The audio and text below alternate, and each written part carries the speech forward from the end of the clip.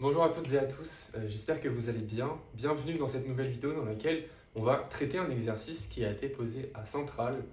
En fait, c'est une question ouverte qui est accessible dès la classe de terminale. Donc, c'est pour ça que je la trouve assez intéressante et c'est pour ça que j'aimerais vous la présenter. Et en fait, ça fait suite à la vidéo que j'ai faite sur la chute libre. Donc, en fait, c'est un exercice, une question ouverte sur la chute libre. Et l'objectif, ça va être de calculer la valeur de l'accélération de la pesanteur, la valeur de petit g, via donc une expérience en fait qu'un expérimentateur va faire. Alors la question c'est la suivante. J'ai deux plans horizontaux. Voilà. En fait, j'ai deux plans horizontaux comme ça. Je prends une balle et je vais venir, enfin, imaginons qu'ils soient au-dessus de moi. Je prends une balle et je vais venir la lancer en l'air et la rattraper. Donc la balle va passer d'abord par le premier plan, ensuite par le deuxième, elle va retomber, passer par le deuxième, puis par le premier, et je vais la rattraper. Et en fait, je vais calculer deux durées différentes. La première durée, je vais l'appeler delta T inf. Je vais appeler delta T inf. Delta T inf, ça va être la durée entre les deux instants, enfin l'intervalle de temps entre les deux instants où la balle passe par le plan inférieur. C'est-à-dire là, j'ai mes deux plans. Je la lance, elle passe par le premier, elle passe par le deuxième, elle passe par le deuxième, et elle repasse par le premier. Et entre ces deux instants-là, je mesure delta T inf. Et de même, je vais mesurer delta T sup. C'est la même chose, mais avec le plan supérieur. Et étant donné ces deux durées-là, et étant donné la valeur de la distance entre les deux plans, que je vais noter petit h, je vais pouvoir déterminer g. Et c'est la question que je vous pose. Alors, si on se fait un petit schéma de l'altitude de la balle en fonction du temps, en représentant les deux plans. Alors, pour faciliter, je vais prendre l'origine des z, je vais le prendre au niveau du plan inférieur, ce qui va grandement me faciliter en fait les calculs. Et ça, c'est tout à fait possible. Il suffit juste de... c'est une convention que je prends. Il n'y a pas du tout de... Voilà. Sinon, il faut juste rajouter un Z0 qui détermine l'altitude du premier plan, etc. C'est un peu plus fastidieux dans les calculs, mais ça se fait tout aussi bien. Alors, on va représenter Z en fonction du temps. Où Z, c'est l'altitude de la balle. Alors, je rappelle donc que G, je prends ça dans ce sens-là. Et là, je vais avoir donc le premier plan qui est à ce niveau-là et le deuxième plan qui est à ce niveau-là. Et en fonction du temps, quand je lance ma balle, on l'a vu dans la vidéo sur la chute libre, l'équation de la trajectoire, c'est une équation parabolique avec le coefficient dominant qui est négatif. Donc en fait, on a une parabole concave. Donc, ça fait ça. Voilà. Donc ça, c'est vraiment Z en fonction du temps. Et pourquoi je fais en fonction du temps? Parce qu'on va pouvoir faire apparaître les deux durées qui nous intéressent. Donc la première, c'est la durée entre les deux instants auxquels la balle passe par le plan inférieur. Donc entre cet instant-là, donc ici t égale à 0 dans mon repère, et cet instant-là. Donc en fait, delta t inf, c'est cette durée-là. De même, je vais avoir delta t sup, c'est la durée entre ces deux instants-là où la balle tape le plan supérieur.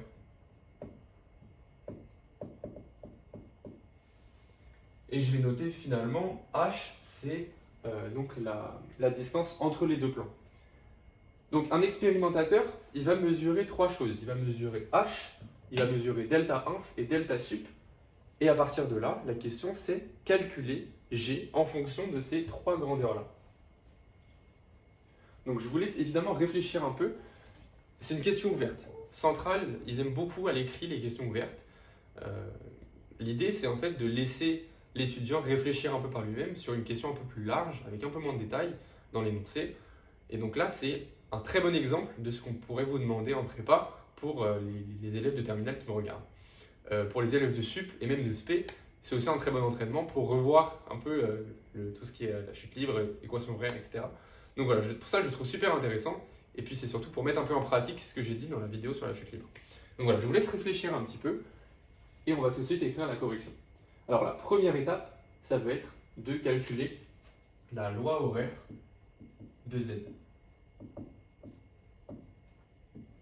Alors ça se réfère en fait à la vidéo sur la chute libre, donc je ne vais pas refaire tous les calculs, et en fait ça revient juste à poser le PFD et le projeter sur l'axe OZ. Donc mz point point égale moins mg. On simplifie par m et on intègre 2 fois par rapport au temps pour obtenir donc z en fonction du temps. Et on va trouver moins 1 demi de g t carré plus une certaine vitesse initiale. Donc là, je prends comme ça par exemple, que je vais noter v0. Alors là, on voit que j'introduis un paramètre. Donc l'idée, ça va être de faire en sorte de le supprimer à la fin pour que dans mon résultat, il n'apparaisse pas, puisque voilà, c'est un paramètre arbitraire que je rentre. Je ne connais pas exactement la vitesse initiale de la balle, et en fait, on n'en a pas besoin puisque le résultat final va pouvoir s'exprimer sans. V0t plus l'altitude initiale, mais ici, je prends z égale 0. Donc voici l'équation horaire de la balle.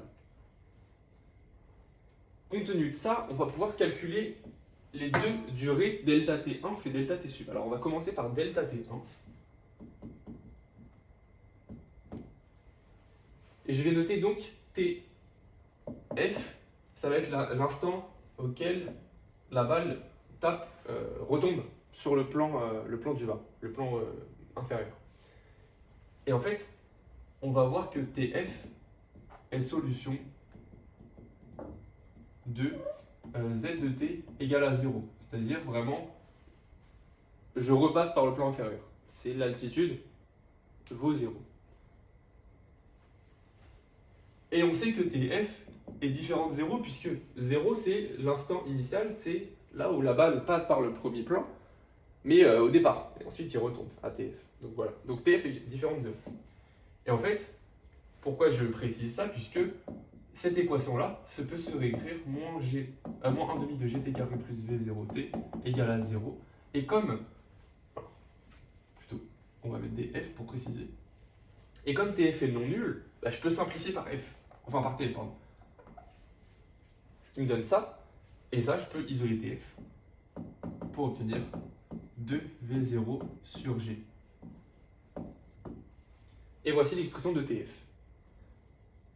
Alors maintenant, on peut tout à fait exprimer delta T1, puisqu'en fait c'est TF moins 0. C'est vraiment l'intervalle entre ces deux instants-là, c'est TF moins 0.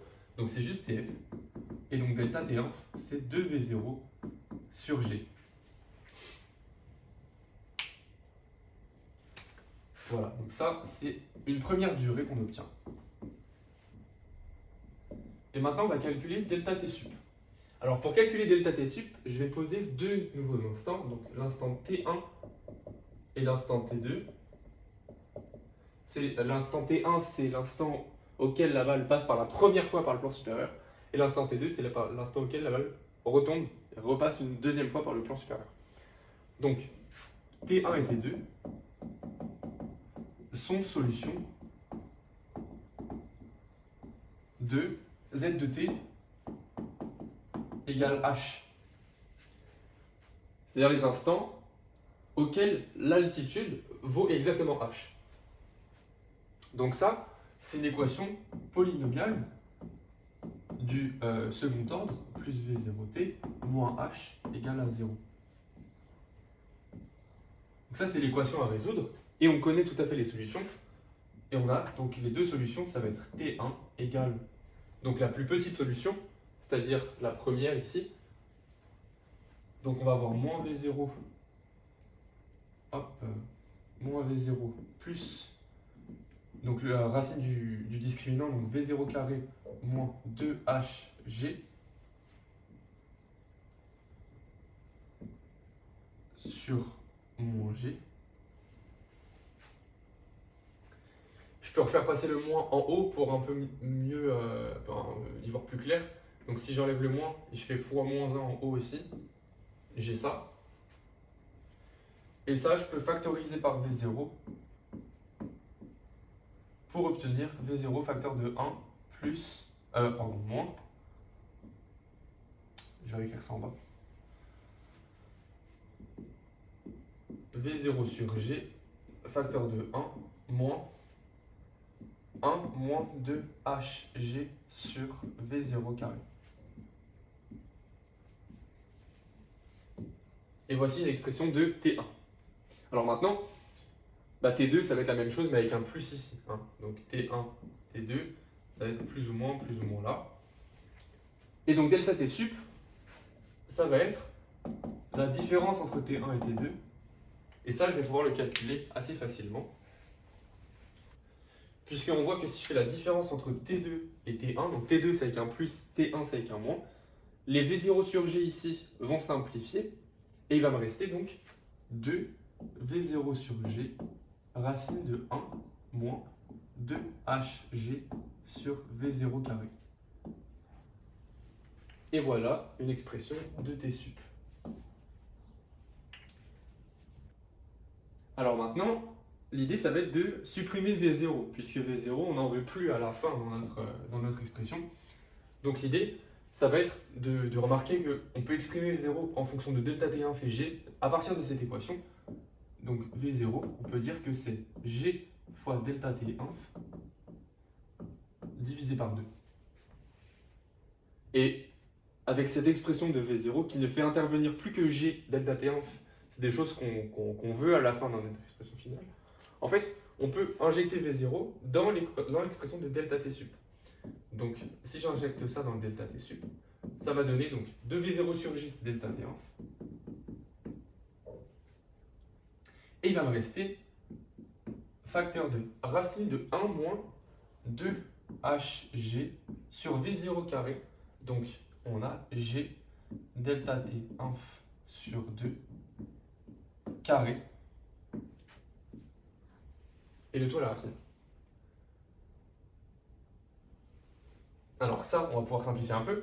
On va avoir donc G carré, delta T1 carré sur 4. Le 4 va remonter au numérateur. On va avoir du 8 ici.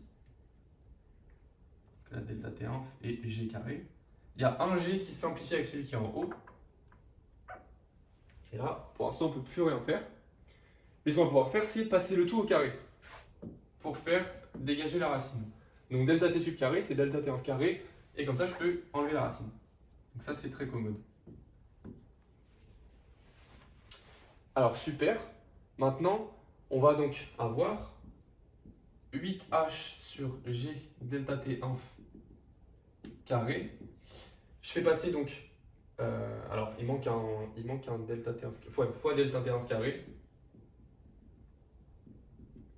Je fais passer donc ce terme-là de ce côté-là et je fais passer delta T sub carré de l'autre côté. Et on va avoir delta T1 carré moins delta T sub carré.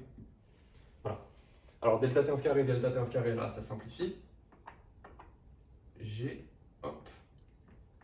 Et enfin, on peut exprimer G en fonction de ce qu'on veut. C'est-à-dire qu'on a G, ça va être 8H, hop, sur delta T1 carré moins delta T sub carré. Et voilà donc une expression de H. Et voilà donc une expression de G. Donc c'est ça qui conclut l'exercice, et on voit bien qu'on a pu exprimer G en fonction de H, delta T1 et delta T sub, qui sont des grandeurs qu'on peut mesurer.